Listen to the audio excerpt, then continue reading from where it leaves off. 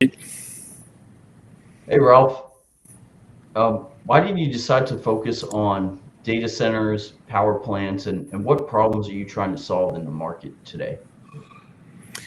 So if you look at the current market for data centers alone, there's a power need. There's a shortage, and it's going to last for a while. The My history has been leading up to this point where I was designing power plants as head of engineering for Siemens Energy, and then did some off-grid power plants.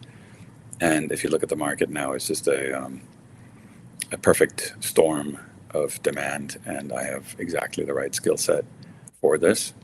So my technical background fits well, the timing is right, and creating a fund to finance these is a good path of doing so. Yes, sir, absolutely. And what trends in artificial intelligence, cloud computing, and data center demand convinced you that this was the right time to enter this industry? Right. So the prediction is that, well, for last year we needed about 30 gigawatts for hyperscalers or data centers in the US alone. The US is about one third of the global market of data centers. We are seeing that rise to roughly 40 gigawatts this year, and this is Goldman Sachs numbers. If I'm quoting correctly, they're looking at 66 for next year. So that's quite a growth path. As mentioned, the demand is there, and other resources, other news outlets, and companies like Gartner, et cetera, they sing a similar tune. Got it. That makes sense. And what are some of the biggest bottlenecks that you're seeing today in the creation process for data centers? So on the data centers, I'm a power expert. I know power plants. On the data centers, I have an idea of what the load profile looks like. But the bottlenecks that they are seeing right now is predominantly in power. There are always the NIMBYs, the NIMBYs, that stands for not in my backyard, where no matter where you go, you always have opposition now, whether it's a data center or a power plant. So it's a double whammy in this regard. And they are both bottlenecks. But as the former Google CEO mentioned, Eric Schmidt publicly stated that we are facing a power crunch. And the power is now the main bottleneck.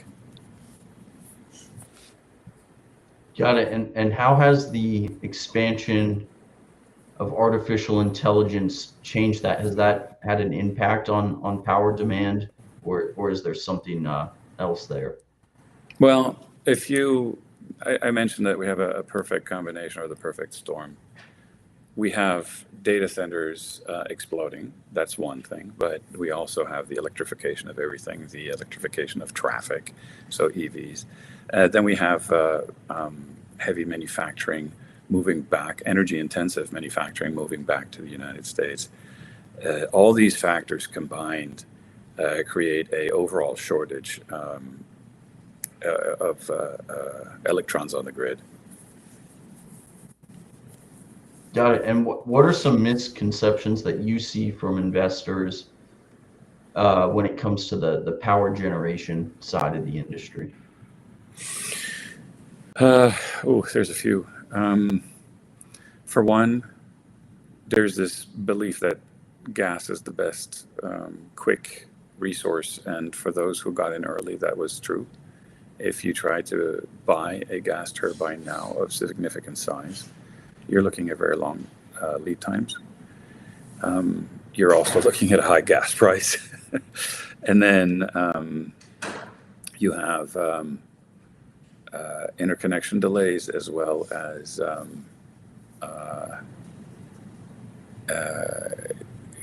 high voltage substation, such as transformers or switchgear.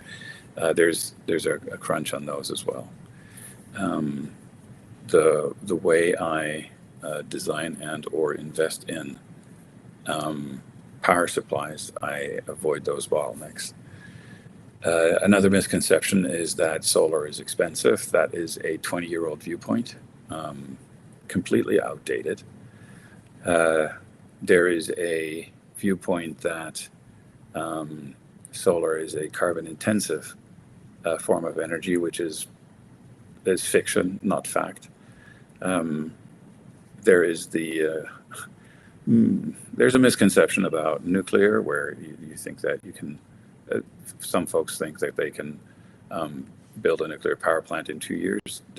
If you look at the press of some of the SMRs, you could be misled to think that. I believe that there is a couple of years that you need to tack onto that for various reasons. Permitting is getting better. The technology readiness and the cost of some of these light water reactors specifically may not be where people believe that it will be. The fuel supply of nuclear fuel in many cases is not guaranteed. Let's see, what other misconceptions do we have? That renewables are unreliable. Well, if you take, for example, a solar power plant and you combine it with batteries, you still have a very good levelized cost of energy. And you can create reliability through, and resilience, by the way, through batteries. So that is a pretty powerful combination. Now, if you add a third source or a non-intermittent base load supplying source to that mix, such as gas, and if you can do that, if you start it early enough, then you have a very good solution. I think those are some of the main conceptions. And then when it gets to the NIMBYs, when you have these not in my backyard, the local protesters, they want to have their chat GPT function, and they don't want to pay